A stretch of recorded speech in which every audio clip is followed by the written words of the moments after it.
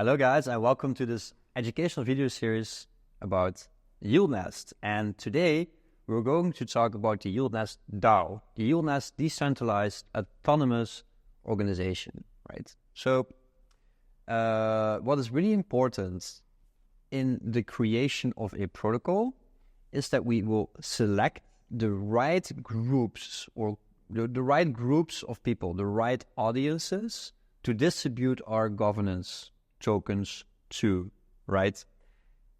This will be important in order to form a group of educated DAO participants that on the long run will be healthy for the creation of this decentralized autonomous organization, right? It's very important for me personally and for the YieldNest DAO to select the right group of people. And I've been doing research for many years into this field of decentralized autonomous organizations and how to form them. I've worked with MakerDAO, I did things with Curve, I did things with Frax, I did things with multiple of these DAOs or synthetics, and I've been examining and researching all of them. Right now, if we look into the documentation, we can see that we have a section in our documentation called Governance and Tokenomics.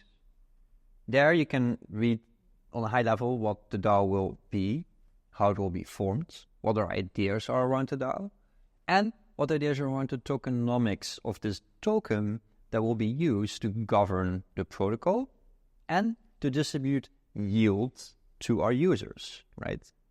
We are the YieldNest protocol is a protocol that will wrap around different restaking protocols, as discussed in multiple other videos, right? So go back, and if you don't understand what restaking is, or what staking is, or what DeFi is, you can watch many of our other videos and learn about that. Assuming you understand what these topics are, we're going to move on, right? So in the YieldNest DAO, we have groups of people that are governing this protocol. The protocol in itself will be governed by subDAOs. SubDAOs are basically little groups of subsets of people that form and fulfill very important functions in the protocol.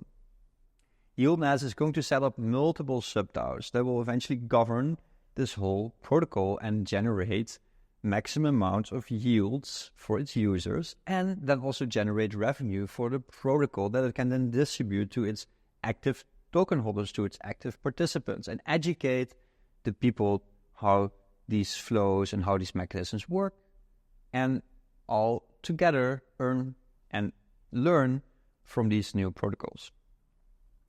All right, so now we understand DAOs and subDAOs. Maybe before we dive deeper into tokenomics, I do want to explain a little bit of why I choose subDAOs. It's mostly inspired by Rune's, the founder of MakerDAO's endgame paper that describes that basically all monolithic DAOs have been a failure in governance experiments. Monolithic DAOs don't work.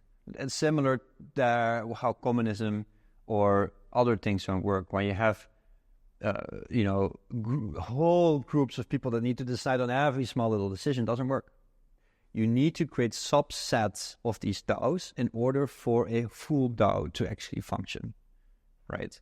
So let's dive into the tokenomics of YieldNest right now. All right, let's go. So as you can see, the YieldNest tokenomics consists right now of a very simple setup, right? Let me open this illustration. Right now we have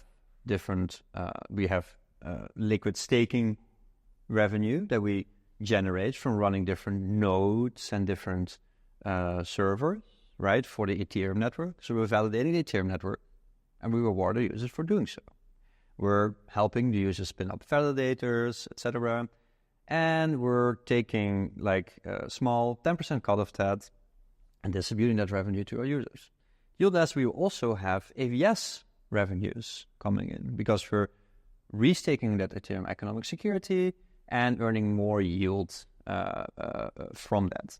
Maybe before I go into that, like in the later video, we have a much technical deep dive into where the yield is coming from, but I think this image is kind of important for the tokenomics, right? So in YieldNest, in its base product, Y and ETH, we will earn ETH yields, AVS yields, YieldNest seeds, which basically means that we're distributing our governance tokens, and maybe in the future, this will be future incentives, eigenlayer points, which are basically eigenlayer incentives, and incentives from other different active validated services that might do an airdrop to restakers, right? Okay, so these are the revenue streams.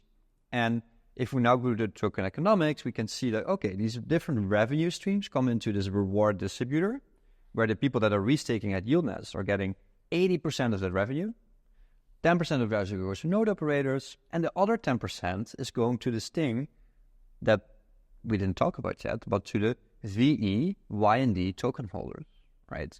So that means that 10% of that revenue goes to our token holders, right? But not just if you hold the token. You need to stake the token, be an active participant in the governance, and then you can earn 10% of that yield. You can also be passive active in governance, but you do need to stake the token and delegate your voting rights to a different group or subDAO of people that need to make right decisions for the overall functioning of the ecosystem, right? So in this reward distributor, you can also see a little bit of a hint, and it's AVS rewards, ETH staking rewards, ETH staking MEV rewards, but you can also see AVS bribes in this, right? Or AVS quests, or however we want to call it. It's modeled to the VE token economic model from Curve, and I will tell a little bit more about that in a bit, right? So how will this work, and how will we plan to generate, on top of all the yields that I just mentioned in the Y and ETH token and in the ETH validators, etc.? We also kind of want to form this symbiotic relationship in the restaking ecosystem, right? So right now, restaking, as I described in my previous videos, is basically a multi-sided market, right? We have restakers, we have node operators, and we have active validated services, right? Okay. But how do all these participants come together and get economically aligned to most optimally, like, grow this restaking ecosystem with, eigenlayer or other restaking protocols, right? In my opinion, we do this by incentivizing sides of these markets, right? This goes very deep in the token economic theory, but high level, what we need to know about this is that there will be certain incentives, similar to how there's incentives for stakers in Curve liquidity pools on Convex and Curve itself. There will be incentives for either node operators, AVS or restakers, in order to motivate them to do a certain action in this system. Those incentives and bribes will be then translated to the people that are taking those directions. And that's kind of what I mean with the symbiotic relationship and motivating people to work in a coherent and the right direction, right? So, yeah, this is the base token economic model from YieldNest. So, 80% restakers, 10% node operators, and 10% to the token holders. In the future, this whole model is going to be transitioned into a subDAO where decisions can be made by other informed people to alter this model to work maybe more with like a VE tokenomic model, to work more like a Curve model, or like a Frax, or like a Convex model, or like Prisma Finance model, right? So we're actively exploring this, but since it's quite early in the restaking ecosystem, we will have to explore this together with our community, right? So yeah, that's it. We also have in our documentation, if you read through, a little bit about the vote escrow tokenomics, but this is still a work in progress, right? One thing that is really important for me that I really wanted to highlight is distribution of tokens and distribution of governance power is such an important thing for a new up-and-coming protocol like YieldNest. It's very hard to do because it's very hard to select the right people where do I distribute this token to, right? Because I want to build this protocol together with a big community, and then I want to reward like active and good community actors with tokens. This is a very hard task because you will also always get Sybil attacks. You will always get malicious people doing things. And more about that in the next video, where I'm going to talk in depth about our, we call it, instead of points, we call it seeds, about our like token distribution strategy. But I hope in this video I made clear what the token economics are, how the token economics work, and how the YieldNest DAO works, and how this will work in the future. Thank you so much, guys, and see you in the next video.